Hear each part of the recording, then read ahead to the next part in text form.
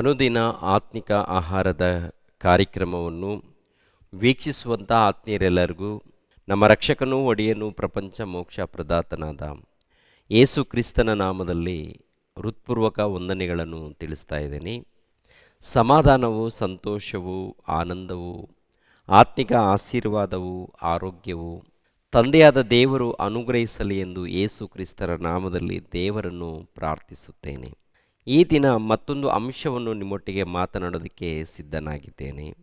Easter ಎಂಬ ಪದಕ್ಕೆ ಅರ್ಥವೇನು ಎಂಬ ಅಂಶವನ್ನು ನಿಮ್ಮೊಟ್ಟಿಗೆ ಮಾತನಾಡ್ತಾ ಇದ್ದೀನಿ. ಪ್ರಿಯರಾದ ದೇವರ ಮಕ್ಕಳಿರ, ಪ್ರತಿ ವರ್ಷ ಗುಡ್ ಫ್ರೈಡೇ ಆಚರಣೆ, ಅದೇ ರೀತಿಯಲ್ಲಿ ಈಸ್ಟರ್ ಹಬ್ಬದ ಆಚರಣೆ ನಮ್ಮ ಕ್ರೈಸ್ತ ಸಮಾಜದಲ್ಲಿ ನಡೆಯುತ್ತೆ.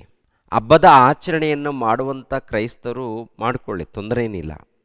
ಆದರೆ ಈ ಹಬ್ಬವನ್ನು ಆಚರಣೆ ಮಾಡಿದಾಗ ಅಲ್ಲಿ ದೇವರು ಮಹಿಮೆ ಹೊಂದುತ್ತಾ ಇದ್ದಾರಾ ಇಲ್ವಾ ಅನ್ನೋದನ್ನು ಪ್ರತಿಯೊಬ್ಬರು ಕೂಡ ಗಮನಿಸಬೇಕಾಗತ್ತೆ.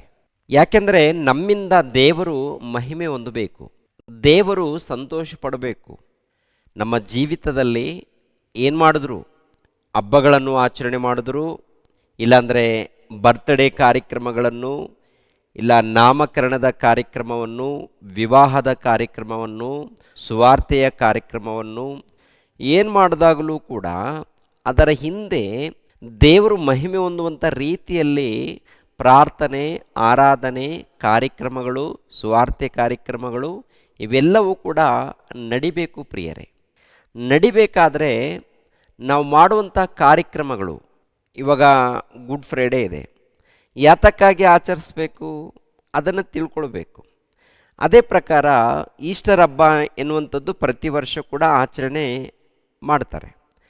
ಈ ಈಸ್ಟರ್ ಹಬ್ಬ ಅಂದರೆ ಅರ್ಥವೇನು, ಯಾರ ಮೂಲಕ ಬಂದದ್ದು ಅಂತ ನೋಡುವಾಗ, ರೋಮಾ ಸಾಮ್ರಾಜ್ಯವನ್ನು ಆಳಿರುವಂಥ ಚಕ್ರವರ್ತಿಯಾದಂಥ ಕಾನ್ಸ್ಟಂಟೈನ್ ಎಂಬ ಚಕ್ರವರ್ತಿಯ ಮೂಲಕ ಆತನ ಒಂದು ಕಾಲದಲ್ಲಿ ಅಧಿಕಾರಿಗಳು, ಇಲ್ಲ ಸೇವಕರು, ಹಿರಿಯರು ಇರ್ತಾರೆ ಪ್ರಿಯರೇ, ಅವ್ರ ಮೂಲಕ ಕೆಲವು ಹಬ್ಬಗಳು ನೇಮಿಸಲ್ಪಡ್ತವೆ. ಓಕೆ, ಈ ಹಬ್ಬಗಳಲ್ಲಿ ಇದೊಂದು ಹಬ್ಬ. ಇದು ದೇವರು ನೇಮಿಸಿದ್ದ ಅಂತ ನೋಡುವಾಗ ದೇವರು ನೇಮಿಸಿರುವಂಥ ಹಬ್ಬ ಅಲ್ಲ, ಮನುಷ್ಯರು ಅಂದರೆ ದೇವರ ಭಕ್ತರು ಎಂದು ಕರೆಯಲ್ಪಡುವವರು ನೇಮಿಸಿರುವಂಥದ್ದು. ಈಸ್ಟರ್ ಎಂಬ ಪದಕ್ಕೆ ಅರ್ಥ ಏನಂತ ನೋಡುವಾಗ, ಪುನರುತ್ಥಾನ ಹೊಂದಿದಂಥ ದಿನ, ಪುನರುತ್ಥಾನ ಹೊಂದಿದ ದಿನ. ಯೇಸು ಕ್ರಿಸ್ತರು ಸತ್ತೋಗ್ತಾರೆ, ಅಂದರೆ ಶಿಲುಬೆ ಮೇಲೆ ಮರಣ ಹೊಂದುತ್ತಾರೆ, ಮೂರನೇ ದಿನದಲ್ಲಿ ಎದ್ದು ಬರ್ತಾರೆ. ಪ್ರಿಯರಾದ ದೇವರ ಮಕ್ಕಳಿರ, ಈ ಮಾನವ ಸಮಾಜದಲ್ಲಿ ಏನ್ರಿ ಪ್ರಾರಂಭದಿಂದ ಇಂದಿನವರೆಗೆ ಸತ್ತಂಥ ವ್ಯಕ್ತಿ ಎದ್ದು ಪರಲೋಕಕ್ಕೆ ಹೋದಂಥ ಇತಿಹಾಸ ಎಲ್ಲೂ ಕೂಡ ಇಲ್ಲ ರೀ, ಯೇಸು ಕ್ರಿಸ್ತರನ್ನು ಬಿಟ್ಟರೆ. ಅಂದರೆ ಮನುಷ್ಯನು ಜೀವಿಸಿ ಮರಣ ಹೊಂದಿ ಸಮಾಧಿ ಮಾಡಲ್ಪಟ್ಟು ಮತ್ತೆ ಎದ್ದು ಬಂದಂಥ ವ್ಯಕ್ತಿ, ಪರಲೋಕಕ್ಕೆ ಹೋದಂಥ ವ್ಯಕ್ತಿಗಳು ಈ ಲೋಕದಲ್ಲಿ ಯಾರೂ ಇಲ್ಲ, ಯೇಸು ಕ್ರಿಸ್ತರನ್ನು ಬಿಟ್ಟರೆ. ಅದಕ್ಕೆ ಗುಡ್ ಫ್ರೈಡೇ ಎನ್ನುವಂಥದ್ದು ಆಚರಣೆ ಮಾಡ್ತಾರೆ. ಎರಡನೇದಾಗಿ ಈಸ್ಟರ್ ಹಬ್ಬ ಎನ್ನುವಂಥದ್ದು ಕೂಡ ಆಚರಣೆ ಮಾಡ್ತಾರೆ. ಈಸ್ಟರ್ ಎಂಬ ಪದಕ್ಕೆ ಅರ್ಥ ಪುನರುತ್ಥಾನ, ಪುನರುತ್ಥಾನ, ಎದ್ದು ಬಂದಂಥ ದಿನ. ಅದಕ್ಕೆ ಪ್ರತಿ ವರ್ಷ ಏನ್ರಿ ಇದು ಹಬ್ಬವಾಗಿ ಆಚರಣೆ ಮಾಡ್ತಾರೆ, ಸಂತೋಷ ಪಡ್ತಾರೆ. ಓಕೆ, ಸಂತೋಷ ಪಡೋಣ. ಯಾಕೆಂದರೆ ನಮ್ಮ ಪ್ರಭು ಲೋಕರಕ್ಷಕನು, ಪಾಪ ವಿಮೋಚಕನು, ಮೋಕ್ಷ ಪ್ರದಾತನು, ದೈವಕುಮಾರನು ಈ ಲೋಕಕ್ಕೆ ಬಂದು ಲೋಕದಲ್ಲಿದ್ದಂಥ ಪಾಪಿಗಳಿಗೋಸ್ಕರ ಮರಣ ಹೊಂದಿ ಸಮಾಧಿ ಮಾಡಲ್ಪಟ್ಟು ಮೂರನೇ ದಿನದಲ್ಲಿ ಎದ್ದು ಪರಲೋಕಕ್ಕೆ ಹೋಗಿದ್ದಾರೆ. ಎರಡನೇದಾಗಿ ನಮಗೂ ಕೂಡ ಒಂದು ಸರ್ವೋತ್ತಮವಾದಂಥ ಮಾರ್ಗವನ್ನು ಕಲ್ಪಿಸಿಕೊಟ್ಟು, ನಿತ್ಯ ಜೀವದ ಮಾರ್ಗವನ್ನು ಕಲ್ಪಿಸಿಕೊಟ್ಟು ಪರಲೋಕಕ್ಕೆ ಹೋಗಿದ್ದಾರೆ, ನಮಗೆ ರಕ್ಷಣೆಯನ್ನು ಕಲ್ಪಿಸಿಕೊಟ್ಟಿದ್ದಾರೆ ಅಂತೇಳಿ ನಾವು ಸಂತೋಷ ಪಡೋಣ. ಅದು ವರ್ಷಕ್ಕೆ ಒಂದು ಸಾರಿ ಅಲ್ಲ, ಪ್ರತಿನಿತ್ಯ ದೇವರಲ್ಲಿ ನಾವು ಸಂತೋಷ ಪಡಬೇಕು. ಪ್ರಿಯರಾದ ದೇವರ ಮಕ್ಕಳಿರ, ಏನೋ ಹಬ್ಬ ಬಂದಿದೆ ಅವತ್ತು ನಾವು ಸಂತೋಷ ಪಡ್ತೀವಿ ಅಂತಂದರೆ ಅದು ಲೋಕದ ಆಚಾರಗಳಲ್ಲಿ ಒಂದು ಆಚಾರ ಆಗುತ್ತೆ. ಲೋಕದ ಅನೇಕ ಆಚಾರಗಳಿದೆ ಈ ಸಮಾಜದಲ್ಲಿ.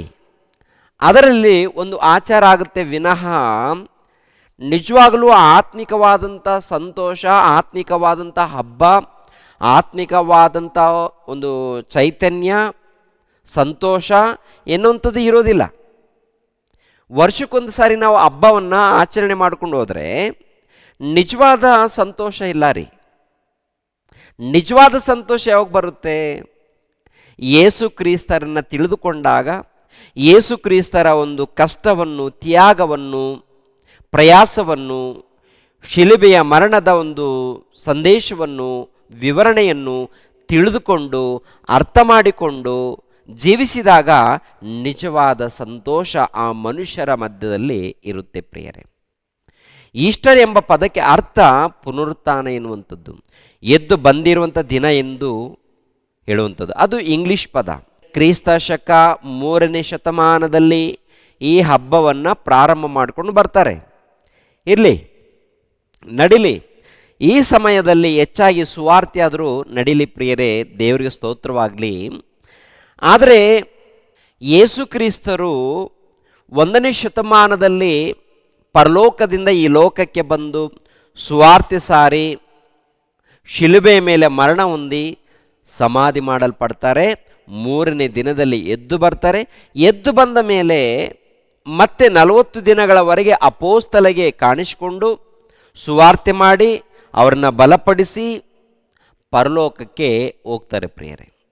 ಅದು ಪುನರುತ್ಥಾನ, ಯೇಸು ಕ್ರಿಸ್ತರು ಎದ್ದು ಬಂದಿರುವಂಥ ಒಂದು ದಿನ. ಆದ್ದರಿಂದ ಈ ಒಂದು ಹಬ್ಬವನ್ನು ಆಚರಣೆ ಮಾಡಿಕೊಂಡು ಬರ್ತಾ ಇದ್ದಾರೆ.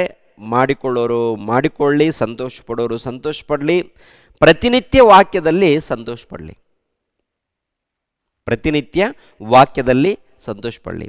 ಇವಾಗ ನೋಡಿ, ಯೇಸು ಕ್ರಿಸ್ತರು ಮರಣ ಹೊಂದಿದಾಗ ಏನ್ರಿ ಸಮಾಧಿ ಮಾಡ್ತಾರೆ ಆತನಿಗೆ. ಯಾವತ್ತು ಸಮಾಧಿ ಮಾಡ್ತಾರೆ? ಶುಕ್ರವಾರ ಸಮಾಧಿ ಮಾಡ್ತಾರೆ. ಯೋಹಾನನು ಬರೆದ ಸುವಾರ್ತೆ 19ನೇ ಅಧ್ಯಾಯ 41ನೇ ವಚನವನ್ನು ನೋಡೋಣ ಪ್ರಿಯರಾದ ದೇವರ ಮಕ್ಕಳಿರ. 41ನೇ ವಚನವನ್ನು, ಆತನನ್ನು ಶಿಲುಬೆಗೆ ಹಾಕಿದ ಸ್ಥಳದಲ್ಲಿ ಒಂದು ತೋಟವಿತ್ತು, ಆ ತೋಟದಲ್ಲಿ ಒಂದು ಹೊಸ ಸಮಾಧಿ ಇತ್ತು, ಅದುವರೆಗೆ ಯಾರನ್ನೂ ಇಟ್ಟಿದ್ದಿಲ್ಲ. ಆ ದಿನವು ಯೆಹೂದ್ಯರ ಸೌರಣೆಯ ದಿನವಾದದರಿಂದ ಆ ಸಮಾಧಿ ಹತ್ತಿರವಿರುತ್ತದೆ ಎಂದು ಯೇಸುವನ್ನು ಅಲ್ಲೇ ಇಟ್ಟರು. ಯೇಸುವನ್ನು ಅಲ್ಲೇ ಇಟ್ಟರು.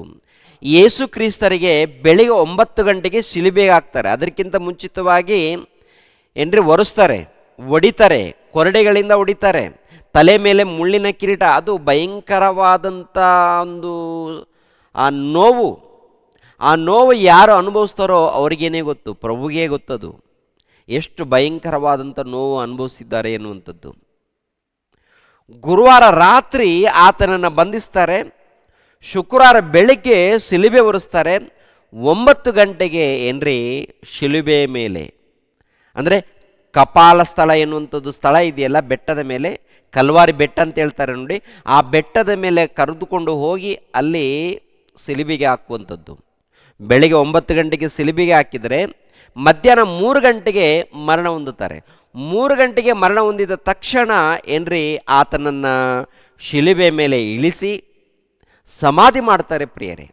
ಯಾಕೆ ಸಮಾಧಿ ಮಾಡ್ತಾರೆ ಬೇಗ ಅಂತ ನೋಡುವಾಗ, ನೆಕ್ಸ್ಟ್ ಡೇ ಅಂದರೆ ಸಬ್ಬಾತು ದಿನ, ಶನಿವಾರ ಸಬ್ಬಾತು ದಿನ, ಯೆಹೂದ್ಯರಿಗೆ ಸಬ್ಬಾತು ದಿನ. ಆ ಸಬ್ಬಾತು ದಿನ ಹತ್ತಿರವಾದದರಿಂದ ಶುಕ್ರವಾರ ಸಾಯಂಕಾಲ ಸಿದ್ಧ ಮಾಡಿಕೊಳ್ಬೇಕು. ಆ ದಿನ ಅವರು ಸಬ್ಬಾತು ದಿನದಗೋಸ್ಕರ ಅವರು ಸಿದ್ಧರಾಗಬೇಕು, ಸಿದ್ಧ ಮಾಡಿಕೊಳ್ಬೇಕು. ಆದ್ದರಿಂದ ಏನ್ರಿ ಯೇಸು ಕ್ರಿಸ್ತರು ಮರಣ ಹೊಂದಿದ ಮೇಲೆ ತಕ್ಷಣ ಇಳಿಸಿ ಸಮಾಧಿ ಮಾಡ್ತಾರೆ. ಎಲ್ಲಿ ಮರಣ ಹೊಂದಿದ್ದಾರೋ ಅದೇ ಸ್ಥಳದಲ್ಲಿ ಹತ್ತಿರ ಸಮಾಧಿ ಇರುವುದರಿಂದ ಹೊಸ ಸಮಾಧಿ ಅಲ್ಲಿ ಸಮಾಧಿ ಮಾಡಿರುವಂಥದ್ದು ನೋಡ್ತೀವಿ. ಸಮಾಧಿ ಮಾಡಿರುವಂಥದ್ದು ಅಂದರೆ ಶುಕ್ರವಾರ ಸಮಾಧಿ ಮಾಡಲ್ಪಡ್ತಾರೆ, ಶುಕ್ರವಾರ ಸಮಾಧಿ ಆಗುತ್ತೆ. ಭಾನುವಾರ ಅವರು ಎದ್ದು ಬರ್ತಾರೆ ಪ್ರಿಯರೇ. ಹೇಗೆ ಎದ್ದು ಬರ್ತಾರೆ? ದೇಹದಿಂದ ಎದ್ದು ಬರ್ತಾರಾ? ಯೇಸು ಕ್ರಿಸ್ತರು ದೇಹದಿಂದ ಎದ್ದು ಬರ್ತಾರಾ? ಅಥವಾ ಆತ್ಮನ ಮಾತ್ರ ಎದ್ದು ಬರ್ತಾನ ಅಂತ ನೋಡುವಾಗ, ಪ್ರಿಯರಾದ ದೇವರ ಮಕ್ಕಳಿರ, ಲೂಕನ ಬರೆದ ಸುವಾರ್ತೆ 24ನೇ ಅಧ್ಯಾಯ 1ನೇ ವಚನದಿಂದ 5ನೇ ವಚನದವರೆಗೆ ನೋಡೋಣ ಪ್ರಿಯರೇ. ಆ ಸ್ತ್ರೀಯರು ಸಬ್ಬತ್ತು ದಿನದಲ್ಲಿ ಧರ್ಮ ನಿಯಮದ ಪ್ರಕಾರ ವಿಶ್ರಮಿಸಿಕೊಂಡು ವಾರದ ಮೊದಲನೆಯ ದಿನದಲ್ಲಿ ಇನ್ನು ಮೊಬ್ಬಿರುವಾಗ ತಾವು ಸಿದ್ಧ ಮಾಡಿದ ಸುಗಂಧ ದ್ರವ್ಯಗಳನ್ನು ತೆಗೆದುಕೊಂಡು ಸಮಾಧಿಗೆ ಬಂದರು. ಸಮಾಧಿಗೆ ಮುಚ್ಚಿದ್ದ ಕಲ್ಲು ಅಲ್ಲಿಂದ ಉರುಳಿಸಲ್ಪಟ್ಟಿರುವುದನ್ನು ಕಂಡು ಒಳಕ್ಕೆ ಹೋಗಿ ನೋಡುವಲ್ಲಿ ಯೇಸು ಸ್ವಾಮಿಯ ದೇಹವು ಕಾಣಲಿಲ್ಲ. ಯೇಸು ಸ್ವಾಮಿಯ ದೇಹವು ಕಾಣಲಿಲ್ಲ. ಯಾರ ದೇಹ ಕಾಣಲಿಲ್ಲ? ಯೇಸು ಸ್ವಾಮಿಯ ದೇಹವು ಕಾಣಲಿಲ್ಲ. ಅಂದರೆ ಶುಕ್ರವಾರ ಕೊರಡಿಗಳ ಮೂಲಕ ಹೊಡೆದಿದ್ದಾರೆ, ತಲೆ ಮೇಲೆ ಮುಳ್ಳಿನ ಕಿರೀಟ ಇಟ್ಟಿದ್ದಾರೆ, ಸಿಲಿಬೆ ಒರೆಸಿದ್ದಾರೆ, ಕಲ್ವಾರಿ ಬೆಟ್ಟಕ್ಕೆ ಕರೆದುಕೊಂಡು ಹೋಗಿದ್ದಾರೆ, ಅಲ್ಲಿ ಸಿಲಿಬೆ ಹಾಕಿದ್ದಾರೆ. ಆ ಶಿಲುಬೆಯ ಮೇಲೆ ಮರಣ ಹೊಂದುವ ತನಕ ಏನ್ರಿ ಅಲ್ಲಿ ಅನೇಕ ಮಂದಿ ಕಾವಲುಗಾರರು ಇದ್ದಾರೆ ಪ್ರಿಯರೇ. ಮರಣ ಹೊಂದಿದ ಮೇಲೆ ಯೇಸು ಕ್ರಿಸ್ತರನ್ನು ಇಳಿಸಿ ಯೇಸು ಕ್ರಿಸ್ತನ ಶಿಷ್ಯನಿಗೆ ಕೊಡುವಾಗ ಆ ಶಿಷ್ಯನು ಬಂದು ಸಮಾಧಿಯಲ್ಲಿ ಇಡುವಂಥದ್ದು ನೋಡ್ತೀವಿ. ಆತನ ದೇಹವನ್ನು ಶುಕ್ರವಾರ ಆತನ ದೇಹವನ್ನು ಸಮಾಧಿಯಲ್ಲಿ ಇಡುವಂಥದ್ದು. ಭಾನುವಾರ ಬೆಳಗ್ಗೆ ನೋಡುವಾಗ ಆ ಸಮಾಧಿಯಲ್ಲಿ ಯೇಸು ಕ್ರಿಸ್ತನ ದೇಹ ಇಲ್ಲ. ಏನಾಗಿದೆ? ಎದ್ದು ಬಂದಿದ್ದಾನೆ. ಎದ್ದು ಬಂದಿದ್ದಾನೆ ಅಂದರೆ ದೇಹದಿಂದ ಎದ್ದು ಬಂದಿದ್ದಾನ? ಯೇಸು ಕ್ರಿಸ್ತನು ಯಾವ ದೇಹವನ್ನು ಧರಿಸಿಕೊಂಡಿದ್ರೋ, ಯಾವ ಶರೀರವನ್ನು ಧರಿಸಿಕೊಂಡಿದ್ರೋ, ಅಂದರೆ ಮರಿಯಮ್ಮಳ ಗರ್ಭದ ಮೂಲಕ ಆ ಶರೀರವನ್ನು ಧರಿಸ್ಕೊಂಡು ಬರ್ತಾರಲ್ಲ, ಆ ಶರೀರದ ಮೂಲಕ ಸುವಾರ್ತೆ ಮಾಡುವಂಥದ್ದು, ಆ ಶರೀರದಲ್ಲಿ ಇದ್ದು ದೇವರ ಸೇವೆ ಮಾಡುವಂಥದ್ದು ನಡೀತಲ್ಲ ಪ್ರಿಯರೇ. ಮರಣ ಹೊಂದುತ್ತಾರೆ, ಆ ಶವವನ್ನು, ಆತನ ದೇಹವನ್ನು ಸಮಾಧಿ ಮಾಡ್ತಾರೆ. ಅದೇ ದೇಹದೊಂದಿಗೆ ಎದ್ದು ಬರ್ತಾರೆ. ಅದೇ ದೇಹದೊಂದಿಗೆ ಎದ್ದು ಬರ್ತಾರೆ. ಸಮಾಧಿಯಲ್ಲಿ ಇಲ್ಲ. ಇವಾಗ ಸಮಾಧಿಯಲ್ಲಿ ಆತನ ದೇಹ ಇಲ್ಲ. ಯಾಕೆ ಇಲ್ಲ? ಆತನು ಅದೇ ದೇಹದಲ್ಲಿ ಎದ್ದು ಬರ್ತಾರೆ. 3 ದಿನ ಎಲ್ಲಿರ್ತಾರೆ ಗೊತ್ತಾ? ಪರದೈಸಿಯಲ್ಲಿರ್ತಾರೆ. ಆ ಪರದೈಸಿಯಲ್ಲಿ ಯಾರಿದ್ದಾರೋ ಗೊತ್ತಾ? ನೀತಿವಂತರಿದ್ದಾರೆ. ನೀತಿವಂತರಿದ್ದಾರೆ. ನೀತಿವಂತರು ಇರುವಂಥ ಸ್ಥಳಕ್ಕೆ ಅಂದರೆ ಪರದೈಸಿಗೆ ಹೋಗ್ತಾನೆ. 3 ದಿನ ಅಲ್ಲೇ ಇರ್ತಾರೆ. 3ನೇ ದಿನದಲ್ಲಿ ಏನ್ರಿ ಪರದೈಸಿಯಿಂದ ಭೂಲೋಕಕ್ಕೆ ಬಂದು ಭೂಲೋಕದಲ್ಲಿ ಸಮಾಧಿ ಮಾಡಲ್ಪಟ್ಟಿದ್ದಾನಲ್ಲ, ಆತನ ದೇಹ ಸಮಾಧಿಯಲ್ಲಿದೆಯಲ್ವ, ಆ ಸಮಾಧಿಯಲ್ಲಿ ಇದ್ದಂಥ ಆ ದೇಹದಲ್ಲಿ ಯೇಸು ಕ್ರಿಸ್ತರು ಹೋಗಿ ಆ ದೇಹಕ್ಕೆ ಮಹಿಮೆ ಶರೀರವನ್ನು ಕೊಟ್ಟು ಏನ್ರಿ ಎದ್ದು ಬರುವಂಥದ್ದು. ಅದೇ ಪುನರುತ್ಥಾನ. ಅದಕ್ಕೆ ಈಸ್ಟರ್ ಹಬ್ಬ ಅಂತೇಳಿ ಕರೀತಾರೆ. ಅದಕ್ಕೆ ಯಾವ ಹಬ್ಬ? ಈಸ್ಟರ್ ಹಬ್ಬ ಎಂದು ಕರೀತಾರೆ. ಪ್ರಿಯರಾದ ದೇವರ ಮಕ್ಕಳಿರ, ಆಲೋಚನೆ ಮಾಡಿ. ಪುನರುತ್ಥಾನವಾಗಿದ್ದಾರೆ. ಯೇಸು ಕ್ರಿಸ್ತರು ಪುನರುತ್ಥಾನವಾಗಿದ್ದಾರೆ ಅಂದರೆ ಎದ್ದು ಬಂದಿದ್ದಾರೆ. ಹೇಗೆ ಎದ್ದು ಬಂದಿದ್ದಾರೆ? ದೇಹದಿಂದನ ಅಂತ ನೋಡುವಾಗ ದೇಹದೊಂದಿಗೆ ಯೇಸು ಪ್ರಭು ಎದ್ದು ಬಂದಿದ್ದಾರೆ. ಅವರು ಯಾವ ದೇಹವನ್ನು ಧರಿಸಿಕೊಂಡಿದ್ದಾರೋ ಅದೇ ದೇಹದಿಂದ ಎದ್ದು ಬರ್ತಾರೆ ಪ್ರಿಯರೇ. ಎದ್ದು ಬರ್ತಾರೆ. ಆತನ ದೇಹ ಸಮಾಧಿಯಲ್ಲಿಲ್ಲ. ಯೇಸು ಕ್ರಿಸ್ತನ ದೇಹ ಸಮಾಧಿಯಲ್ಲಿಲ್ಲ. ಇನ್ನು ಕೆಲವರು ಯೇಸು ಕ್ರಿಸ್ತನ ದೇಹ ಇಲ್ಲಿದೆ, ಅಲ್ಲಿದೆ, ಇಂಥ ಕಡೆ ಇದೆ ಅಂತೇಳಿ ಅನೇಕ ಕಥೆಗಳನ್ನು ಹುಟ್ಟಿಸಿದ್ದಾರೆ. ಅನೇಕ ಕಥೆಗಳು, ಅವೆಲ್ಲ ಕೂಡ ಮನುಷ್ಯರು ಕಲ್ಪಿಸಿದಂಥ ಕಥೆಗಳು. ವಾಕ್ಯದ ಪ್ರಕಾರ ಪರಿಶೋಧನೆ ಮಾಡುವಾಗ ಯೇಸು ಕ್ರಿಸ್ತರು ಯಾವ ಶರೀರದಲ್ಲಿದ್ದರೋ ಅದೇ ಶರೀರ ಏನ್ರಿ ಧರಿಸ್ಕೊಂಡು ಬರ್ತಾರೆ. ಅಂದರೆ ಮಹಿಮೆಯ ಶರೀರ. ಮಹಿಮೆಯ ಶರೀರ ಅಂದರೆ ಪುನರುತ್ಥಾನವಾಗಿದೆ ಅಂದರೆ ಮಹಿಮೆ ಶರೀರವನ್ನು ಹೊಂದಿಕೊಂಡಿದ್ದಾರೆ. 3ನೇ ವಚನ, ಲೂಕನ ಬರೆದ ಸುವಾರ್ತೆ 24ನೇ ಅಧ್ಯಾಯ 3ನೇ ವಚನ. ಯೇಸು ಸ್ವಾಮಿಯ ದೇಹವು ಕಾಣಲಿಲ್ಲ. ಈ ವಿಷಯದಲ್ಲಿ ಅವರಿಗೆ ಗಲಿಬಿಲಿ ಉಂಟಾದಾಗ ಒಳೆಯುವ ಉಡುಪನ್ನು ಧರಿಸಿದ್ದ 2 ಪುರುಷರು ಅಕಸ್ಮಾತ್ತಾಗಿ ಅವರ ಬಳಿಯಲ್ಲಿ ನಿಂತುಕೊಂಡರು. ಆ ಸ್ತ್ರೀಯರು ಭಯ ಹಿಡಿದವರಾಗಿ ತಮ್ಮ ಮುಖಗಳನ್ನು ನೆಲದ ಕಡೆಗೆ ಬಗ್ಗಿಸಿಕೊಂಡಿರುವಾಗ ಆ ಪುರುಷರು ಅವರಿಗೆ, ಸತ್ತವರೊಳಗೆ ಬದುಕಿರುವವನನ್ನು ಹುಡುಕುವುದೇನು? ಆತನು ಇಲ್ಲಿ ಇಲ್ಲ, ಎದ್ದಿದ್ದಾನೆ. ಆತನು ಎದ್ದಿದ್ದಾನೆ, ಆತನು ಪುನರುತ್ಥಾನವಾಗಿದ್ದಾನೆ, ಆತನು ಮಹಿಮೆ ಶರೀರವನ್ನು ಧರಿಸಿಕೊಂಡು ಎದ್ದಿದ್ದಾನೆ, ಆತನು ಎದ್ದಿದ್ದಾನೆ, ಆತನಿಗೆ ಪುನರುತ್ಥಾನವಾಗಿದೆ. ಯಾವ ದೇಹದಲ್ಲಿದ್ದಾನೋ ಅದೇ ದೇಹದಲ್ಲೇ ಬಂದು ಆ ದೇಹದಲ್ಲಿ ಮಹಿಮೆ ಶರೀರವನ್ನು ಧರಿಸಿಕೊಂಡು ಎದ್ದಿದ್ದಾನೆ. ಆತನು ಸತ್ತೋಗಿರುವಂಥ ಆತನು ಎದ್ದಿದ್ದಾನೆ, ಪುನರುತ್ಥಾನವಾಗಿದ್ದಾನೆ. ಅಮ್ಮ, ಇಲ್ಲಿಲ್ಲ ಆತನು ಅಂದಾಗ, ಪ್ರಿಯರಾದ ದೇವರ ಮಕ್ಕಳಿರ 6ನೇ ವಚನ, ಆತನು ಇನ್ನು ಗಲಿಲಾಯದಲ್ಲಿದ್ದಾಗ ಮನುಷ್ಯಕುಮಾರನು ಪಾಪಿಗಳಾದ ಮನುಷ್ಯರ ಕೈಗೆ ಒಪ್ಪಿಸಲ್ಪಟ್ಟು ಶಿಲುಬೆಗೆ ಹಾಕಲ್ಪಟ್ಟು 3ನೇ ದಿನದಲ್ಲಿ ಎದ್ದು ಬರುವುದು ಅಗತ್ಯವೆಂದು ನಿಮಗೆ ಹೇಳಿದ್ದನ್ನು ನೆನಪಿಗೆ ತಂದುಕೊಳ್ಳಿರಿ ಎಂದು ಹೇಳಿದರು. ಸ್ತ್ರೀಯರು ಆತನ ಮಾತುಗಳನ್ನು ನೆನಪಿಗೆ ತಂದುಕೊಂಡು ಸಮಾಧಿಯ ಬಳಿಯಿಂದ ಹಿಂತಿರುಗಿ ಹೋಗಿ ಆ ಸಂಗತಿಗಳನ್ನೆಲ್ಲ 11 ಮಂದಿ ಶಿಷ್ಯರಿಗೂ ಉಳಿದವರೆಲ್ಲರಿಗೂ ತಿಳಿಸಿದರು. ಆ ಸ್ತ್ರೀಯರು ಯಾರೆಂದರೆ ಮಗ್ದಲದ ಮರಿಯಳು, ಯೋಹಾನಳು, ಯಾಕೋಬನ ತಾಯಿಯಾದ ಮರಿಯಳು ಇವರೇ. ಇವರ ಜೊತೆಯಲ್ಲಿದ್ದ ಬೇರೆ ಸ್ತ್ರೀಯರು ಸಹ ಅಪೋಸ್ತಲರಿಗೆ ಆ ಸಂಗತಿಗಳನ್ನು ಹೇಳಿದರು.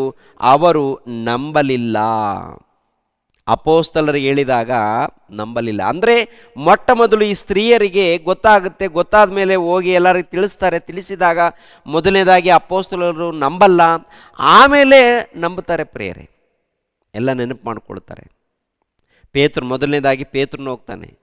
ಪೇತ್ರನಿಗೆ ಅರ್ಥ ಆಗುತ್ತೆ. ಪ್ರಾರಂಭದಲ್ಲಿ ಸಂದೇಹ ಪಡ್ತಾನೆ, ಆಮೇಲೆ ಯೇಸು ಪ್ರಭು ಹೇಳಿರುವಂಥ ಮಾತುಗಳನ್ನು ನೆನಪು ಮಾಡ್ಕೊಳ್ತಾನೆ. ನಾನು ಶಿಲುಬೆ ಮರಣ ಹೊಂದಿ ಸಮಾಧಿ ಮಾಡಲ್ಪಟ್ಟು 3ನೇ ದಿನದಲ್ಲಿ ಎದ್ದು ಬರ್ತೀನಿ, 3ನೇ ದಿನದಲ್ಲಿ ಎದ್ದು ಬರ್ತೀನಿ ಅಂತೇಳಿ ಕೆಲವು ಸಮಯಗಳಲ್ಲಿ ಹೇಳಿದ್ದಾರೆ ಯೇಸು ಪ್ರಭು ಅಪೋಸ್ತಲರಿಗೆ ಸುವಾರ್ತೆ ಮಾಡುವಂಥ ಸಮಯದಲ್ಲಿ. ಅದನ್ನು ನೆನಪು ಮಾಡಿಕೊಳ್ತಾರೆ ಏನ್ರಿ. ಆಮೇಲೆ ಯೇಸು ಕ್ರಿಸ್ತರು ಅಪೋಸ್ತಲರಿಗೆ ಕಾಣಿಸಿಕೊಳ್ತಾನೆ. ನೋಡಿ, ಮತ್ತಾಯನು ಬರೆದ ಸುವಾರ್ತೆ 28ನೇ ಅಧ್ಯಾಯ, ಮತ್ತಾಯನು ಬರೆದ ಸುವಾರ್ತೆ 28ನೇ ಅಧ್ಯಾಯ 16ನೇ ವಚನದಿಂದ ನೋಡೋಣ ಪ್ರಿಯರೇ. 16ನೇ ವಚನದಿಂದ, ಬಳಿಕ 11 ಮಂದಿ ಶಿಷ್ಯರು ಗಲಿಲಾಯಕ್ಕೆ ಹೋಗಿ ಯೇಸು ತಮಗೆ ಗೊತ್ತು ಮಾಡಿದ ಬೆಟ್ಟಕ್ಕೆ ಸೇರಿದರು. ಅಲ್ಲಿ ಆತನನ್ನು ಕಂಡು ಆತನಿಗೆ ಅಡ್ಡ ಬಿದ್ದರು. ಆದರೆ ಕೆಲವರು ಸಂದೇಹ ಪಟ್ಟರು. ಆಗ ಯೇಸು ಹತ್ತಿರಕ್ಕೆ ಬಂದು, ಪರಲೋಕದಲ್ಲಿಯೂ ಭೂಲೋಕದಲ್ಲಿಯೂ ಎಲ್ಲ ಅಧಿಕಾರವು ನನಗೆ ಕೊಡಲ್ಪಟ್ಟಿದೆ. ಆದದರಿಂದ ನೀವು ಹೊರಟು ಹೋಗಿ ಎಲ್ಲ ದೇಶಗಳ ಜನರನ್ನು ಶಿಷ್ಯರನ್ನಾಗಿ ಮಾಡಿರಿ. ಅವರಿಗೆ ತಂದೆಯ, ಮಗನ, ಪವಿತ್ರಾತ್ಮನ ಹೆಸರಿನಲ್ಲಿ ದೀಕ್ಷಾ ಸ್ನಾನ ಮಾಡಿಸಿ, ನಾನು ನಿಮಗೆ ಆಜ್ಞಾಪಿಸಿದ್ದನ್ನೆಲ್ಲ ಕಾಪಾಡಿಕೊಳ್ಳುವುದಕ್ಕೆ ಅವರಿಗೆ ಉಪದೇಶ ಮಾಡಿರಿ. ನೋಡಿರಿ, ನಾನು ಯುಗದ ಸಮಾಪ್ತಿಯವರೆಗೂ ಎಲ್ಲ ದಿವಸ ನಿಮ್ಮ ಸಂಗಡ ಇರುತ್ತೇನೆ. ಯೇಸು ಕ್ರಿಸ್ತರು ಅಪೋಸ್ತಲರಿಗೂ ಇನ್ನೂ ಕೆಲವರಿಗೂ ಕಾಣಿಸ್ಕೊಳ್ತಾರೆ. ಸುಮಾರು 40 ದಿನಗಳವರೆಗೆ ಅವರ ಮಧ್ಯದಲ್ಲಿ ಬರುತ್ತಾ ಹೋಗುತ್ತಾ ಏನೇನು ಹೇಳಬೇಕು ಎಲ್ಲವನ್ನು ಹೇಳಿ ಅವರನ್ನು ಬಲಪಡಿಸಿ ಅವರನ್ನು ದೃಢಪಡಿಸಿ ಪರಲೋಕಕ್ಕೆ ಆರೋಹಣವಾಗುವಂಥದ್ದು ನೋಡ್ತೀವಿ. ಪರಲೋಕಕ್ಕೆ ಆರೋಹಣವಾಗುವಂಥದ್ದು ಎಲ್ಲಿರುತ್ತೆ? ಅಪೋಸ್ತಲರ ಕೃತ್ಯಗಳು 1ನೇ ಅಧ್ಯಾಯ 9ನೇ ವಚನದಿಂದ ನೋಡೋಣ ಪ್ರಿಯರೇ.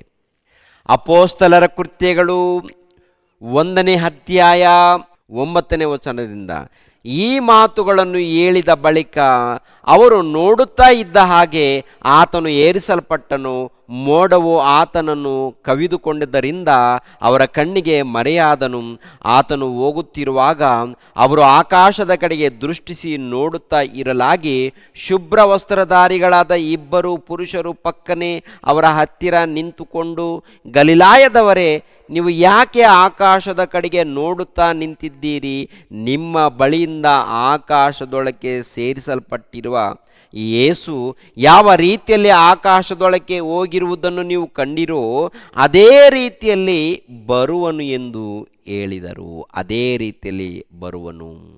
ಯೇಸು ಕ್ರಿಸ್ತರು, ಪ್ರಿಯರಾದ ದೇವರ ಮಕ್ಕಳಿರೇ, ಈ ಲೋಕಕ್ಕೆ ಬಂದು ದೇವರ ಮಹಾಜ್ಞಾನವನ್ನು ತಿಳಿಸಿಕೊಟ್ಟು ಅನೇಕ ಅದ್ಭುತಗಳನ್ನು ಮಾಡಿ, ಸೂಚಕ ಕ್ರಿಯೆಗಳನ್ನು ಮಾಡಿ ತೋರಿಸಿ ಅನೇಕರಿಗೆ ಸ್ವಸ್ಥತೆಗಳನ್ನು, ಕುಂಟರಿಗೆ ಕಾಲು ಕೊಟ್ಟಿರುವಂಥದ್ದು, ಕುರುಡರಿಗೆ ಕಣ್ಣುಗಳನ್ನು ಕೊಟ್ಟಿದ್ದು, ಕುಷ್ಠ ವ್ಯಾಧಿಗಳಿಗೆ ನಿವಾರಣೆ ಮಾಡಿರುವಂಥದ್ದು, ಇದೆಲ್ಲ ನಡೆಯುತ್ತೆ. ಎಲ್ಲದಕ್ಕಿಂತ ಪ್ರಾಮುಖ್ಯವಾಗಿ ಪಾಪ ನಿವಾರಣೆ.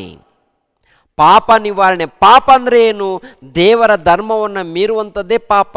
ದೇವರ ಧರ್ಮವನ್ನು ಮೀರುವಂಥದ್ದು ಅಂದರೆ ಮೊಟ್ಟ ಮೊದಲು ದೇವರನ್ನು ಬಿಟ್ಟಿರುವಂಥದ್ದು, ದೇವರನ್ನು ಮರೆ ಮಾಡಿರುವಂಥದ್ದು ಇದೆಯಲ್ಲ, ಇದು ದೊಡ್ಡ ಪಾಪ. ದೇವರು ಅಂದರೆ ನಮ್ಮ ಎತ್ತ ತಂದೆ. ಆತನು ಪರಿಶುದ್ಧನು, ದೋಷವಿಲ್ಲದವನು, ನೀತಿವಂತನು. ಆತನು ಎತ್ತ ತಂದೆ. ಆತನ ಮೂಲಕ ಜಗತ್ತು ಉಂಟಾಗಿದೆ. ಆ ತಂದೆಯಾದ ದೇವರನ್ನು ಪ್ರಭು ಪರಿಚಯ ಮಾಡ್ತಾರೆ. ನಾವೆಲ್ಲರೂ ದೇವರ ಮಕ್ಕಳು. ನಾವೆಲ್ಲರೂ ದೇವರ ಮಕ್ಕಳಾಗಿರುವಾಗ ನಾವೆಲ್ಲರೂ ದೇವರ ಬಳಿಗೆ ಸೇರಬೇಕು. ದೇವರ ಬಳಿಗೆ ಸೇರಬೇಕಾದ್ರೆ ಮಾರ್ಗ, ನಾನೇ ಮಾರ್ಗವು, ನಾನೇ ಸತ್ಯವು, ನಾನೇ ಜೀವವು, ನನ್ನ ಮೂಲಕ ಹೊರತು ಯಾರು ಕೂಡ ದೇವರ ಬಳಿಗೆ ಬರುವುದಿಲ್ಲ. ನೀವು ಪರಲೋಕವನ್ನು ಸೇರಬೇಕಾದ್ರೆ ಖಂಡಿತವಾಗಿ ನನ್ನ ಮಾರ್ಗದಲ್ಲಿ ಬರಬೇಕು ಅಂತ ಹೇಳ್ತಾರೆ ಪ್ರಿಯರೇ. ನನ್ನ ಮಾರ್ಗದಲ್ಲಿ ಸೇರಬೇಕು ಅಂತೇಳಿ.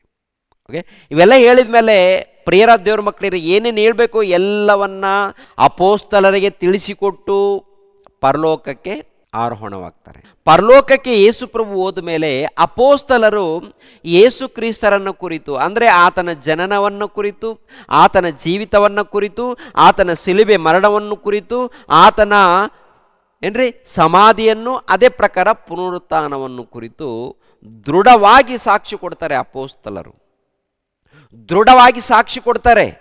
ಯೇಸು ಕ್ರಿಸ್ತನು ದೈವಕುಮಾರನು, ಯೇಸು ಕ್ರಿಸ್ತನು ಮೆಸ್ಸಯ್ಯನು, ಆತನ ಮೂಲಕ ನಮಗೆ ರಕ್ಷಣೆ ಇದೆ, ಮೋಕ್ಷ ಇದೆ, ಪರಲೋಕ ಇದೆ.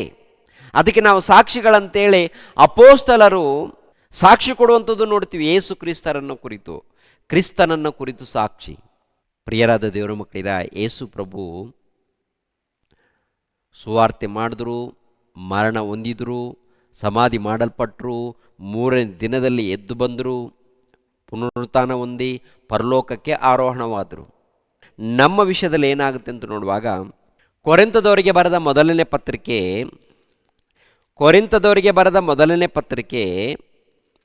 15ನೇ ಅಧ್ಯಾಯ 20ನೇ ವಚನದಿಂದ, ಆದರೆ ಕ್ರಿಸ್ತನು ಸತ್ತವರೊಳಗಿಂದ ಎದ್ದು ಬಂದೇ ಇದ್ದಾನೆ, ನಿದ್ರೆ ಹೋದವರಲ್ಲಿ ಪ್ರಥಮ ಫಲವಾದನು. ಮನುಷ್ಯನ ಮೂಲಕ ಮರಣ ಉಂಟಾದ ಕಾರಣ ಮನುಷ್ಯನ ಮೂಲಕ ಸತ್ತವರಿಗೆ ಪುನರುತ್ಥಾನ ಉಂಟಾಗುವುದು. ಯಾವ ಪ್ರಕಾರ ಆದಾಮನ ಸಂಬಂಧದಿಂದ ಎಲ್ಲರೂ ಸಾಯುವವರಾದರೂ ಅದೇ ಪ್ರಕಾರ ಕ್ರಿಸ್ತನ ಸಂಬಂಧದಿಂದ ಎಲ್ಲರೂ ಜೀವಿತರಾಗುವರು. ಆದರೆ ಪ್ರತಿಯೊಬ್ಬನು ತನ್ನ ತನ್ನ ತರಗತಿಯಲ್ಲಿರುವನು. ಕ್ರಿಸ್ತನು ಪ್ರಥಮ ಫಲ, ತರುವಾಯ ಕ್ರಿಸ್ತನ ಪ್ರತ್ಯಕ್ಷತೆಯಲ್ಲಿ ಆತನವರು ಎದ್ದು ಬರುವರು. ಅಂದರೆ ಯೇಸು ಕ್ರಿಸ್ತರನ್ನು ನಂಬಿ ದೇವರಿಗೆ ವಿಧೇಯರಾಗಿ ಭಯಭಕ್ತಿಯಿಂದ ಯಾರು ನಡ್ಕೊಳ್ತಾರೋ ಅವ್ರಿಗೂ ಕೂಡ ಪುನರುತ್ಥಾನವಾಗುತ್ತೆ. ಯಾವ ರೀತಿ ಪುನರುತ್ಥಾನವಾಗುತ್ತೆ? ಇವಾಗ ನೀವು ಯಾವ ದೇಹವನ್ನು ಧರಿಸಿಕೊಂಡಿದ್ದೀರೋ ಸತ್ತ ಮೇಲೆ ಆ ದೇಹ ಸಮಾಧಿ ಮಾಡಲ್ಪಡುತ್ತೆ. ಸಮಾಧಿ ಮಾಡಲ್ಪಟ್ಟ ಮೇಲೆ ಯೇಸು ಕ್ರಿಸ್ತರು 2ನೇ ಆಗಮನದಲ್ಲಿ ಬರ್ತಾರಲ್ಲ, ಯೇಸು ಕ್ರಿಸ್ತರು 2ನೇ ಆಗಮನದಲ್ಲಿ ಬರ್ತಾರಲ್ಲ ಪ್ರಿಯರೇ. 2ನೇ ಆಗಮನದಲ್ಲಿ ಬಂದಾಗ ಸತ್ತೋರೆಲ್ಲರೂ ಕೂಡ ಪುನರುತ್ಥಾನ ಹೊಂದುತ್ತಾರೆ. ನೀತಿವಂತರು ನಿತ್ಯ ಜೀವಕ್ಕಾಗಿ ಪುನರುತ್ಥಾನ ಹೊಂದುತ್ತಾರೆ. ಅನೀತಿವಂತರು ತೀರ್ಪುಗಾಗಿ ಪುನರುತ್ಥಾನ ಹೊಂದುತ್ತಾರೆ. ಎಲ್ಲಿ ರೀತಿ ಮಾತು? ಯೋಹಾನನು ಬರೆದ ಸುವಾರ್ತೆ 5ನೇ ಅಧ್ಯಾಯ 28ನೇ ವಚನವನ್ನು ನೋಡಿ ಪ್ರಿಯರೇ. ಯೋಹಾನನು ಬರೆದ ಸುವಾರ್ತೆ 5ನೇ ಅಧ್ಯಾಯ 28ನೇ ವಚನ. ಅದಕ್ಕೆ ಆಶ್ಚರ್ಯ ಪಡಬೇಡಿರಿ, ಸಮಾಧಿಗಳಲ್ಲಿರುವವರೆಲ್ಲರೂ ಆತನ ಧ್ವನಿಯನ್ನು ಕೇಳಿ ಎದ್ದು ಹೊರಗೆ ಬರುವ ಕಾಲ ಬರುತ್ತದೆ. ಒಳ್ಳೆಯದನ್ನು ಮಾಡಿದವರಿಗೆ ಜೀವಕ್ಕಾಗಿ ಪುನರುತ್ಥಾನವಾಗುವುದು, ಕೆಟ್ಟದ್ದನ್ನು ನಡೆಸಿದವರಿಗೆ ತೀರ್ಪುಗಾಗಿ ಪುನರುತ್ಥಾನವಾಗುವುದು. ಅಂದರೆ ಭೂಲೋಕದಲ್ಲಿ ಎಷ್ಟು ಮಂದಿ ಮನುಷ್ಯರು ಜೀವಿಸಿ ಸತ್ತೋಗಿದ್ದಾರೋ ಎಲ್ಲರಿಗೂ ಪುನರುತ್ಥಾನವಾಗುತ್ತೆ. ಇದರಲ್ಲಿ ನೀತಿವಂತರಿಗೆ ಮಹಿಮೆ ಶರೀರ ಸಿಗುತ್ತೆ, ಅವರಿಗೆ ಪರಲೋಕ ಸಿಗುತ್ತೆ ಪ್ರಿಯರೇ. ಅನೀತಿವಂತರಿಗೆ ಪುನರುತ್ಥಾನವಾಗುತ್ತೆ, ದೇಹವನ್ನು ಧರಿಸ್ಕೊಳ್ತಾರೆ. ಎಲ್ಲಿಗೆ ಹೋಗ್ತಾರಪ್ಪ ಅಂತ ನೋಡುವಾಗ ನರಕಕ್ಕೆ, ಬೆಂಕಿಯ ಕೊಂಡಕ್ಕೆ ಹೋಗ್ತಾರೆ. ಅಲ್ಲಿ ಆತ್ಮ ಸಾಯುವುದಿಲ್ಲ, ಬೆಂಕಿ ಆರುವುದಿಲ್ಲ. ಅಂದರೆ ಆತ್ಮ ಶರೀರ ಸೇರಿ ಈ ಲೋಕದಲ್ಲಿ ಅನೇಕ ಪಾಪಗಳನ್ನು ಮಾಡಿರುವುದರಿಂದ ಬೆಂಕಿಯ ಕೊಂಡಕ್ಕೆ ನಡೆಸ್ತಾನೆ. ಆತ್ಮ ದೇಹ ಎರಡು ಹೋಗಿ ಅಲ್ಲಿ ಸುಡಬೇಕು ಅನೀತಿವಂತರು. ನೀತಿವಂತರು ಆತ್ಮ ದೇಹ ಏನ್ರಿ ಎರಡು ಕೂಡ ಪರಲೋಕಕ್ಕೆ ಹೋಗ್ತವೆ. ಪರಲೋಕಕ್ಕೆ ಹೋಗ್ಬೇಕಾದ್ರೆ ಪರಲೋಕಕ್ಕೆ ಸಂಬಂಧಪಟ್ಟಂಥ ಮಹಿಮೆ ಶರೀರವನ್ನು ಈ ಶರೀರದ ಮೇಲೆ ಧರಿಸಿಕೊಳ್ಳುವಂಥದ್ದು, ಈ ದೇಹದ ಮೇಲೆ ಧರಿಸಿಕೊಳ್ಳುವಂಥದ್ದು. ಆ ಮಾತೆಲ್ಲಿರುತ್ತೆ? ಕೊರಿಂಥದವರಿಗೆ ಬರೆದ 2ನೇ ಪತ್ರಿಕೆ 5ನೇ ಅಧ್ಯಾಯ 1ನೇ ವಚನದಿಂದ. ಕೊರಿಂಥದವರಿಗೆ ಬರೆದ 2ನೇ ಪತ್ರಿಕೆ 5ನೇ ಅಧ್ಯಾಯ 1ನೇ ವಚನದಿಂದ. ಭೂಮಿಯ ಮೇಲಿರುವ ನಮ್ಮ ಮನೆಯು ಅಂದರೆ ನಮ್ಮ ದೇಹವೆಂಬ ಗುಡಾರವು ಕಿತ್ತು ಹಾಕಲ್ಪಟ್ಟರು, ದೇವರಿಂದುಂಟಾದ ಒಂದು ಕಟ್ಟಡವು ಪರಲೋಕದಲ್ಲಿ ನಮಗುಂಟೆಂದು ಬಲ್ಲೆವು. ಅದು ಕೈಯಿಂದ ಕಟ್ಟಿದ ಮನೆಯಾಗಿರದೆ ನಿತ್ಯವಾಗಿರುವಂಥದ್ದಾಗಿದೆ. ನಾವು ಈಗಿನ ದೇಹದಲ್ಲಿರುವವರಿಗೂ ನರಳುತ್ತೇವೆ. ಪರಲೋಕದಿಂದ ದೊರಕುವ ನಮ್ಮ ನಿವಾಸವನ್ನು ನಾವು ದೇಹದ ಮೇಲೆ ಧರಿಸಿಕೊಳ್ಳಬೇಕೆಂದು ಅಪೇಕ್ಷಿಸುತ್ತೇವೆ. ಈ ದೇಹದ ಮೇಲೆ ಅಂದರೆ ಸತ್ತೋದಾಗ ಸಮಾಧಿ ಮಾಡಲ್ಪಡ್ತೀವಿ. ಆತ್ಮ ನೀತಿವಂತರಾದರೆ ಪರದೇಶಿಗೆ ಹೋಗ್ತೀವಿ. ಯೇಸು ಕ್ರಿಸ್ತರ 2ನೇ ಆಗಮನದಲ್ಲಿ ಬಂದಾಗ ಏನ್ರಿ, ಪರದೇಶಿಯಲ್ಲಿದ್ದಂಥ ಆತ್ಮ, ಭೂಮಿಯಲ್ಲಿದ್ದಂಥ ಈ ಒಂದು ಶವ, ಆತ್ಮ ಈ ಶವದಲ್ಲಿ ಬಂದಾಗ ಎದ್ದು ಬರುತ್ತೆ. ಎದ್ದು ಬಂದ ಮೇಲೆ ಆ ದೇಹದ ಮೇಲೆ ಮಹಿಮೆ ಶರೀರ. ಆ ಮಹಿಮೆ ಶರೀರ ಎಲ್ಲಿಂದ ಬರುವಂಥದ್ದು? ಪರಲೋಕದಿಂದ ಬರುವಂಥದ್ದು. ಪರಲೋಕದಿಂದ ಬಂದಂಥ ಆ ಮಹಿಮೆ ಶರೀರ ಈ ದೇಹದ ಮೇಲೆ ಧರಿಸಿಕೊಂಡು ಪರಲೋಕಕ್ಕೆ ಹೋಗುವಂಥದ್ದು. ಅಂಥ ಶ್ರೇಷ್ಠವಾದ ಮಹಿಮೆ ಶರೀರವನ್ನು ಪಡ್ಕೊಳ್ಬೇಕಾದ್ರೆ ಈ ಲೋಕದಲ್ಲಿ ಶ್ರದ್ಧೆಯಿಂದ, ಭಕ್ತಿಯಿಂದ, ನಂಬಿಕೆಯಿಂದ ಜೀವಿಸಬೇಕು. ನಟನೆ ಮಾಡಿದ್ರೆ ಸಿಗಲ್ಲ, ವೇಷಧಾರಿಯಾಗಿದ್ದರೆ ಸಿಗಲ್ಲ, ವ್ಯಭಿಚಾರಿಯಾಗಿ ಜೀವನ ಮಾಡಿದ್ರೆ ಸಿಗಲ್ಲ, ಅನೇಕ ಸುಳ್ಳು ಮಾತುಗಳನ್ನು ಹೇಳಿ ಇಷ್ಟ ಬಂದ ಹಾಗೆ ನೀನು ನಡ್ಕೊಂಡ್ರೆ ಸಿಗಲ್ಲ ಪರಲೋಕ. ಮಹಿಮೆ ಶರೀರ ಸಿಗಲ್ಲ. ಮಹಿಮೆ ಶರೀರವನ್ನು ಪಡ್ಕೊಳ್ಬೇಕಾದ್ರೆ ನೀನು ಯಥಾರ್ಥವಂತನಾಗಬೇಕು, ಭಕ್ತನಾಗಬೇಕು, ಕಪಟವಿಲ್ಲದೆ, ಮೋಸವಿಲ್ಲದೆ, ವೇಷಧಾರಿ ಇಲ್ಲದೆ ಈ ಲೋಕದಲ್ಲಿ ನಿಷ್ಠೆಯಿಂದ ಬದುಕಬೇಕು, ಭಕ್ತನಾಗಿ ಬದುಕಬೇಕು. ದೇವರ ಪ್ರೀತಿಯನ್ನು ಅರ್ಥ ಮಾಡಿಕೊಂಡು ವಿಧೇಯನಾಗಿ ಸಮಾಜಕ್ಕೆ ದೇವರ ಪ್ರೀತಿಯನ್ನು ಸಾರಬೇಕು. ಈ ಜೀವಿತವನ್ನು ಮುಗಿಸ್ಕೊಂಡು ಪರಲೋಕವನ್ನು ಪಡ್ಕೊಳ್ಬೇಕು. ಆದ್ದರಿಂದ ಪ್ರಿಯರಾದ ದೇವರ ಮಕ್ಕಳಿರ, ಈಸ್ಟರ್ ಹಬ್ಬ ಎನ್ನುವಂಥದ್ದು ಕ್ರಿಸ್ತ ಶಕ 3ನೇ ಶತಮಾನದಲ್ಲಿ ಪ್ರಾರಂಭವಾಗಿದೆ. ಅದು ಮನುಷ್ಯರ ಮೂಲಕ ನೇಮಕವಾಗಿದೆ. ಪ್ರಿಯರಾದ ದೇವರ ಮಕ್ಕಳಿರ, 1ನೇ ಶತಮಾನದಲ್ಲಿ ಯೇಸು ಕ್ರಿಸ್ತರು ಪುನರುತ್ಥಾನವನ್ನು ಹೊಂದಿರುವುದರಿಂದ ಇವರು ಈಸ್ಟರ್ ಹಬ್ಬ ಅಂತೇಳಿ ಆಚರಣೆ ಮಾಡ್ಕೊಂಡು ಬಂದಿದ್ದಾರೆ. ಪ್ರಿಯರೇ, ಆಚರಣೆ ಮಾಡ್ತಿರೋ ಬಿಡ್ತಿರೋ ಅದು ನಿಮಗೆ ಬಿಟ್ಟಿದ್ದು, ದೇವರು ಮಾತ್ರ ಹೇಳಿಲ್ಲ. ಆದರೆ ಪುನರುತ್ಥಾನ ಯೇಸು ಕ್ರಿಸ್ತರಿಗೆ ಆಗಿದೆಯಲ್ಲ, ಅದೇ ಪ್ರಕಾರ ನಿಮಗೂ ಕೂಡ ಪುನರುತ್ಥಾನವಾಗುತ್ತೆ. ನೀವು ಕೂಡ ಸತ್ತು ಎಬ್ಬಿಸಲ್ಪಡ್ತೀರಾ, ನಿತ್ಯ ಜೀವನ ಪಡ್ಕೊಳ್ತೀರಾ.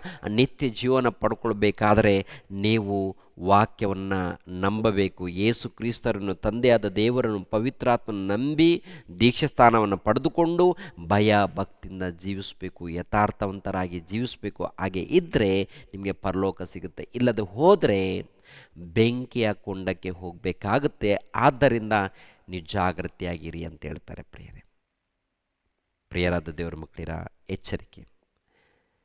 ವಾಕ್ಯದ ಪ್ರಕಾರ ನಾವು ಭಕ್ತಿಯಲ್ಲಿ ಇದ್ದೀವಾ ಇಲ್ವಾ, ನಂಬಿಕೆಯಲ್ಲಿ ಇದ್ದೀವಾ ಇಲ್ವಾ, ದೇವರ ಸೇವೆಯಲ್ಲಿ ಇದ್ದೀವಾ ಇಲ್ವಾ ಅಂಥೇಳಿ ನಮ್ಮನ್ನು ನಾವು ಪರಿಶೋಧನೆ ಮಾಡಿಕೊಂಡು ದೇವ್ರಿಗೋಸ್ಕರ ಪ್ರಯಾಸ ಪಡೋಣ. ಒಂದು ವೇಳೆ ನಮ್ಮಲ್ಲಿ ತಪ್ಪಿದ್ದರೆ ಮೊಣಕಲಾಕಿ ಪ್ರಾರ್ಥನೆ ಮಾಡಿಕೊಂಡು ದೇವರ ಹತ್ರ ಕ್ಷಮೆ ಕೇಳಿಕೊಂಡು ಸರಿಪಡಿಸಿಕೊಂಡು ಹೋಗೋಣ ಮುಂದಕ್ಕೆ. ತಪ್ಪು ಮಾಡೋದು ಬೇಡ. ತಪ್ಪು ಮಾಡಿದ್ರೆ ಪರಲೋಕವನ್ನು ಕಳ್ಕೊಳ್ತೀವಿ. ಆದ್ದರಿಂದ ಜಾಗ್ರತೆ. ಎಲ್ಲರೂ ತಲೆಬಾಗ್ಸರಿ ಪ್ರಾರ್ಥನೆ ಮಾಡಿ ಮುಗಿಸ್ತೀನಿ. ಸರ್ವವನ್ನು, ಸರ್ವಲೋಕವನ್ನು ಉಂಟು ಮಾಡಿರುವಂಥ ಸರ್ವೇಶ್ವರನಾದ ನಮ್ಮ ತಂದೆಯೇ, ನಿಮಗೆ ಸ್ತೋತ್ರಗಳು. ಮಹೋನ್ನತನೇ ನಿಮಗೆ ಸ್ತೋತ್ರಗಳು.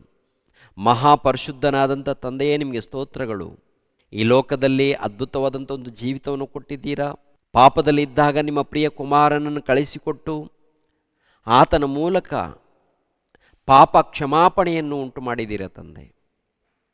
ಮೋಕ್ಷ ಮಾರ್ಗವನ್ನು, ರಕ್ಷಣೆಯ ಮಾರ್ಗವನ್ನು ಕಲ್ಪಿಸಿಕೊಟ್ಟಿದ್ದೀರ ತಂದೆ. ಅದಕ್ಕೆ ನಿಮಗೆ ಕೃತಜ್ಞತೆಗಳು ತಂದೆ. ಯಾವಾಗಲೂ ನಿಮ್ಮ ಧ್ಯಾನದಲ್ಲಿ, ಭಕ್ತಿಯಲ್ಲಿ ಜೀವಿಸುವಂತೆ ನಮ್ಮೆಲ್ಲರಿಗೂ ಸಹಾಯ ಮಾಡಿ. ನೇರ ಪ್ರಸಾರವನ್ನು ವೀಕ್ಷಿಸುವಂಥ ಎಲ್ಲ ಮಕ್ಕಳನ್ನು ಆಶೀರ್ವದಿಸಿ. ಪ್ರತಿ ಕುಟುಂಬಕ್ಕೆ ನೆಮ್ಮದಿ, ಶಾಂತಿ, ಸಮಾಧಾನವನ್ನು ದಯಪಾಲಿಸಿ.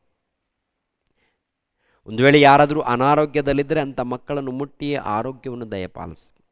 ಯೇಸು ಪವಿತ್ರ ನಾಮದಲ್ಲಿ ಬೇಡಿ ಹೊಂದಿದೆಯಪ್ಪ ತಂದೆಯೇ, ಆಮೇನ್. ಎಲ್ಲರಿಗೂ ವಂದನೆಗಳು.